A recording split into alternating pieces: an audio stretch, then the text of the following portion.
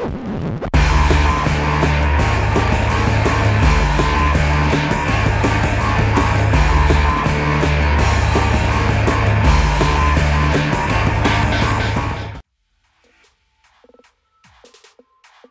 привет, с вами Тайлор. В первую очередь хочу сказать спасибо всем тем, кто смотрит мои видео и подписывается на меня. Я буду стараться снимать для вас качественный контент. У меня есть идеи и есть что рассказать вам в своих видео.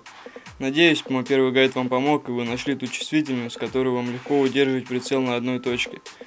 Как и обещал в прошлом видео, я вам расскажу, почему это так важно и почему в качестве поиска сенса я предложил тестировать именно таким способом.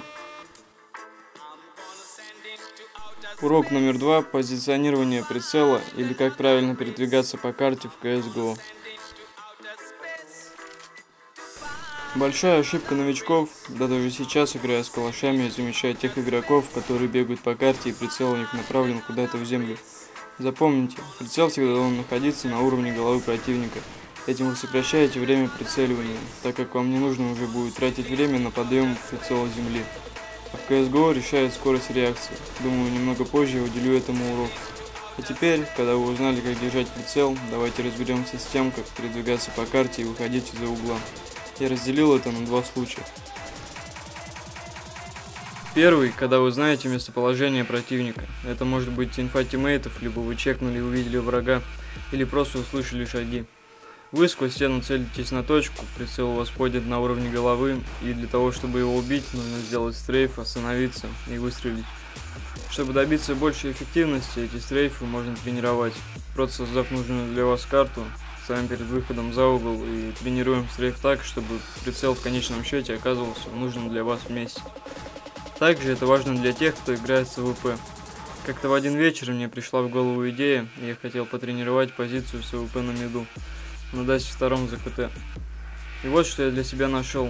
Если находиться между двух этих линий и сначала нацелиться на этот камень посередине, это направит ваш прицел на ту высоту, где стоят террористы у себя на респе. И дальше дело остается за малым. Тренируем стрейф до автоматизма и выигрываем мид. Также можно попросить тиммейтов, которые пропрыгивают на Б, дать инфу о позиции снайпера. Слева, справа или посередине. И таких точек очень много. Например, камни на углах, их очень много на Инферно. Или может быть какая-нибудь запоминающаяся трещина в текстуре, которая может послужить вам как ориентир, значительно упрощающий вам игру. Второй случай, когда вы не знаете, в каком месте может находиться противник. Если вы будете выходить, как в первом случае, с стрейфа, противник окажется не в том месте, а скажем здесь, вам опять нужно будет тратить время, чтобы среагировать и прицелиться, и скорее всего вы будете уже мертвы. Правильно во время движения удерживать прицел на краю угла. Этим вы обеспечиваете себе постепенный чек всех возможных позиций и исключаете перестрелку сразу с двумя противниками в разных точках. И так как большую часть раунда местоположение противника вы не знаете, это становится частью вашей игры. Вы начинаете чекать от позиции к позиции, переводя прицел от угла к углу. Именно поэтому я вам показал тот способ тестирования сенса. Еще раз спасибо за просмотр, подписывайтесь на канал, ставьте лайки. С вами был Тайлор, до следующего видео, пока.